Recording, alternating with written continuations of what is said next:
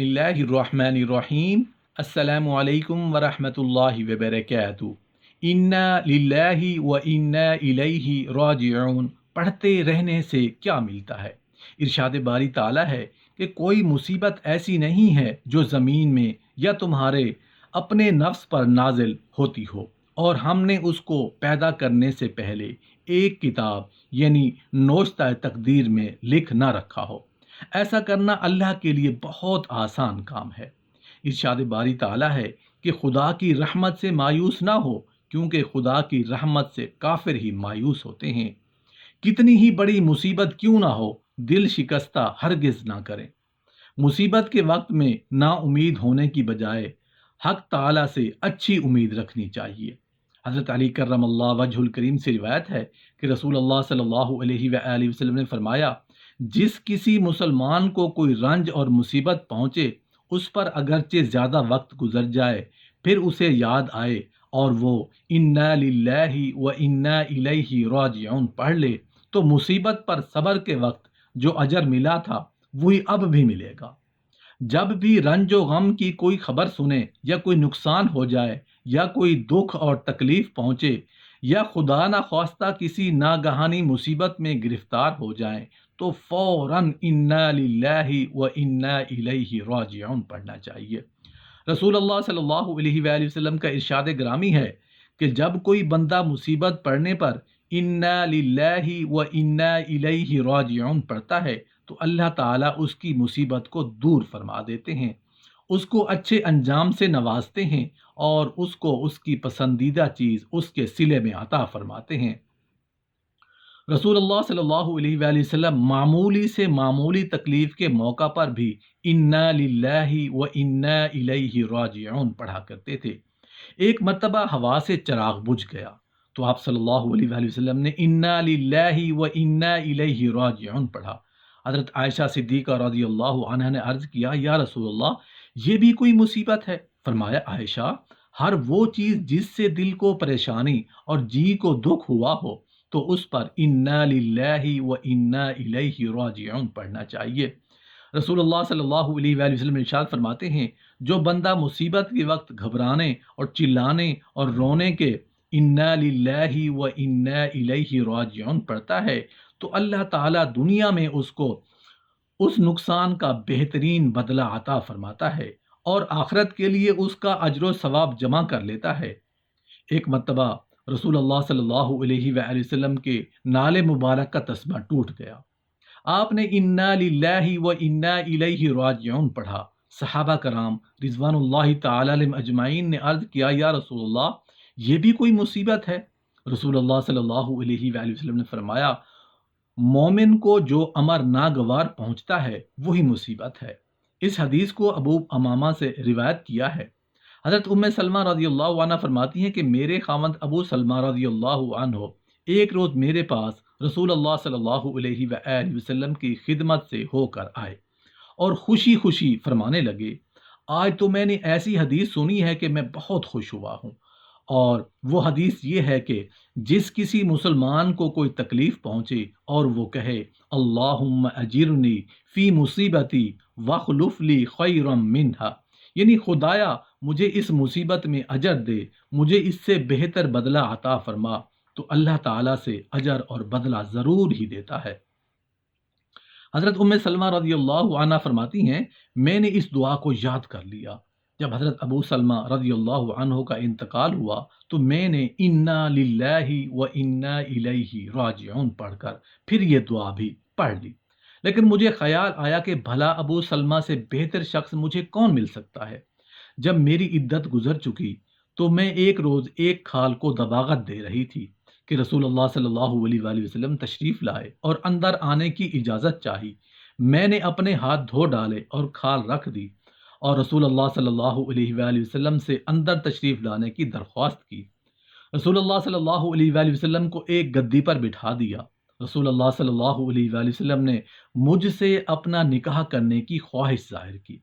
मैंने कहा, या रसूलुल्लाह सल्लल्लाहु अलैहि वसल्लम, ये तो मेरी खुशकिस्मती की बात है, लेकिन अव्वल तो मैं बड़ी बागैरत औरत हूँ। ایسا نہ ہو کہ رسول اللہ صلی اللہ علیہ وآلہ وسلم کی طبیعت کے خلاف کوئی بات مجھ سے سرزد ہو جائے اور خدا کے یہاں عذاب ہو۔ دوسرے یہ کہ میں عمر رسیدہ ہوں، تیسرے بال بچوں والی ہوں۔ آپ صلی اللہ علیہ وآلہ وسلم نے فرمایا، سنو، ایسی بیجا غیرت اللہ تعالیٰ دور کر دے گا، اور عمر میں بھی کچھ چھوٹی عمر کا نہیں، اور تمہارے بال بچے میرے ہی بال بچے ہیں۔ میں نے یہ سن کر کہا، پھر یا رسول اللہ صلی اللہ علیہ وآلہ وسلم، مجھے کوئی عذر نہیں۔ چنانچہ میرے نے کہا، اللہ کے نبی حضرت محمد صلی اللہ علیہ وآلہ وسلم سے ہو گیا، اور مجھے اللہ تعالیٰ نے اس دعا کی برکت سے میرے میاں سے بہتر ہی بہتر، یعنی اپنا رسول صلی اللہ علیہ وآلہ وسلم عطا فرمایا۔ الحمدللہ۔ حضرت ابو ہریرہ رضی اللہ عنہ سے مروی ہے کہ رسول اللہ صلی اللہ علیہ وآلہ وسلم نے فرمایا کہ جب تم میں سے کسی کی جوتی کا تسمہ ٹوٹ جایا کرے تو انا للہ و انا الیہ راجعون پڑھا کرو، کیونکہ یہ بھی مصیبت ہے۔ حضرت ابن عباس رضی اللہ عنہ سے روایت ہے کہ رسول اللہ صلی اللہ علیہ وآلہ وسلم نے ارشاد فرمایا کہ جس نے مصیبت کے وقت انا للہ و انا الیہ راجعون پڑھا تو اللہ تعالیٰ اس کی تلافی فرما دیں گے اور اس کی آخرت اچھی کر دیں گے، اور اسے ضائع شدہ چیز کے بدلے اچھی چیز عطا فرمائیں گے۔ حضرت ابو سنان رضی اللہ عنہ فرماتے ہیں کہ میں نے اپنے ایک بچے کو دفن کیا، ابھی میں اس کی قبر سے نکلا تھا کہ ابو طلحہ خولانی نے میرا ہاتھ پکڑ کر مجھے نکالا اور کہا، سنو، میں تمہیں خوشخبری سناؤں۔ رسول اللہ صلی اللہ علیہ وآلہ وسلم نے فرمایا کہ اللہ تعالیٰ ملک الموت سے دریافت فرماتا ہے کہ تو نے میرے بندے کی آنکھوں کی ٹھنڈک اور اس کے کلیجہ کا ٹکڑا چھین لیا۔ بتلا اس نے کیا کہا؟ وہ کہتے ہیں، خدایا تیری تعریف کی اور انا للہ و انا الیہ راجعون پڑھا۔ اللہ تعالیٰ فرماتا ہے کہ ان کے لیے جنت میں ایک گھر بناؤ اور اس کا نام بیت الحمد رکھو۔ علماء کرام فرماتے ہیں کہ جب بندہ قبر میں داخل ہوتا ہے تو نماز اس کے دائیں جانب کھڑی ہوتی ہے اور زکوٰۃ بائیں جانب، حسن سلوک اس پر سایہ کرتا ہے، صبر اس کی طرف سے جھگڑتا ہے، اور دوسرے اعمال کو کہتا ہے کہ اپنے اس ساتھی کا خیال رکھو، اگر تم اس کو بچا سکو تو خیر، ورنہ میں تو اس کی پشت پر ہوں۔ یعنی اگر تم اس سے عذاب ہٹا سکو تو ٹھیک، ورنہ میں تو سب کی طرف سے کافی ہوں اور اسے عذاب سے بچاؤں گا۔ چنانچہ معلوم ہوتا ہے کہ صبر تمام اعمال سے افضل ہے۔ ارشاد باری تعالیٰ ہے کہ مستقل رہنے والوں یعنی صبر کرنے والوں کو ان کا صلہ بے شمار ہی ملے گا۔ دنیا کی زندگی میں کوئی بھی انسان رنج و غم، مصیبت و تکلیف سے معمون نہیں رہ سکتا۔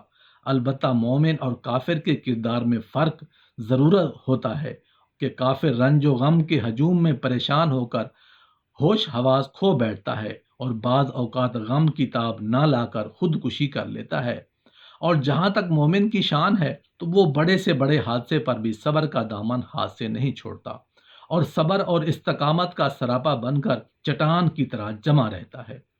رسول اللہ صلی اللہ علیہ وآلہ وسلم مومن کی شان بیان کرتے ہوئے ارشاد فرماتے ہیں، مومن کا معاملہ بھی خوب ہی ہے، وہ جس حال میں بھی ہوتا ہے خیر ہی خیر سمیٹتا ہے۔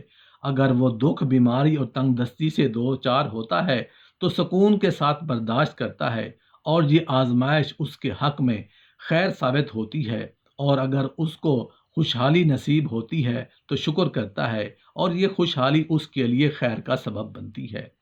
رسول اللہ صلی اللہ علیہ وآلہ وسلم کا ارشاد مبارک ہے کہ مومن کو جسمانی اذیت یا بیماری یا کسی اور وجہ سے جو بھی دکھ پہنچتا ہے، اللہ تعالیٰ اس کے سبب سے اس کے گناہوں کو اس طرح جھاڑ دیتے ہیں جیسے درخت اپنے پتوں کو جھاڑ دیتا ہے۔ ایک حدیث ہے جس کا مفہوم کچھ اس طرح ہے کہ ایک مرتبہ رسول اللہ صلی اللہ علیہ وآلہ وسلم نے ایک خاتون کو کانپتے ہوئے دیکھ کر پوچھا، کیا بات ہے کہ تم کیوں کانپ رہی ہو؟ اس نے کہا، مجھے بخار نے گھیر رکھا ہے، اس کو خدا سمجھے۔ رسول اللہ صلی اللہ علیہ وآلہ وسلم نے ہدایت فرمائی کہ نہیں، بخار کو برا مت کہو، اس لیے کہ بخار اس طرح اولاد آدم کو گناہوں سے پاک کرتا ہے جس طرح آگ لوہے کے میل کو دور کر کے صاف کرتی ہے۔ حضرت انس رضی اللہ عنہ فرماتے ہیں کہ رسول اللہ صلی اللہ علیہ وآلہ وسلم کا ارشاد ہے کہ جتنی سخت آزمائش اور مصیبت ہوتی ہے اتنا ہی بڑا اس کا صلہ ہوتا ہے، اور اللہ تعالیٰ جب کسی جماعت سے محبت فرماتے ہیں تو ان کو مزید نکھارنے اور کندن بنانے کے لیے آزمائش میں مبتلا کر دیتے ہیں۔ پس جو لوگ اللہ کی رضا پر راضی رہیں، اللہ بھی ان سے راضی ہوتا ہے، اور جو اس آزمائش میں اللہ سے ناراض ہوں تو اللہ بھی ان سے ناراض ہو